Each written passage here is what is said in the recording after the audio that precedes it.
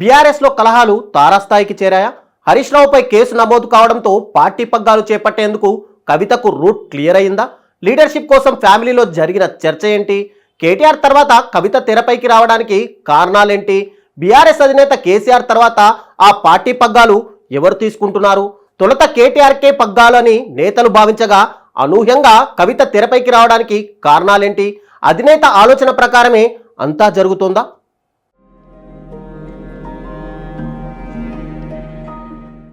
అధికారం కోల్పోయిన తర్వాత కారులో భారీగా కుదుపులు మొదలయ్యాయి. ఓవైపు నేతల వలసలు, మరోవైపు లీడర్షిప్ కోసం ఎత్తుకు పై ఎత్తులు తీవ్రమయ్యాయి. కాంగ్రెస్ సర్కారుని ఎదుర్కోవాలంటే కేటీఆర్ఏ బెటర్ అని భావించిన పెద్దాయన ఆయనను రంగంలోకి దింపగా ప్రతి విషయాన్ని కేటీఆర్ భూతద్దంలో చూపించే ప్రయత్నం చేశారు.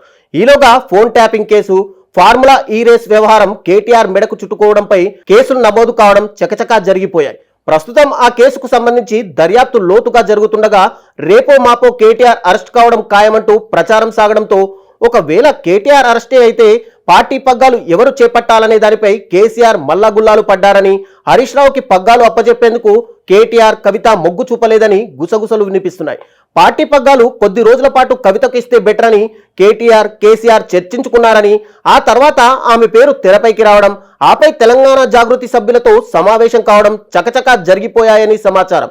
బుధవారం నుంచి 5 రోజుల పాటు ఉమ్మడి జిల్లాల నేతలతో కవిత సమీక్షా సమావేశం నిర్వహిస్తున్నారు. డిసెంబర్ 4న వరంగల్, నిజామాబాద్ జిల్లాల నేతలతోనూ, 5న కరీంనగర్, 6న రంగారెడ్డి, ఆదిలాబాద్, 7న హైదరాబాద్, ఖమ్మం, మెదక్ జిల్లాల నేతలతోనూ కవిత సమావేశాలు జరపనున్నారు. మరోవైపు మంగళవారం చక్రధర్ గౌడ్ ఫిర్యాదుతో హరీష్ రావుపై కేసు నమోదు కావడంతో కవితమ్మకు లైన్ క్లియర్ అయిందని తెలుస్తుంది.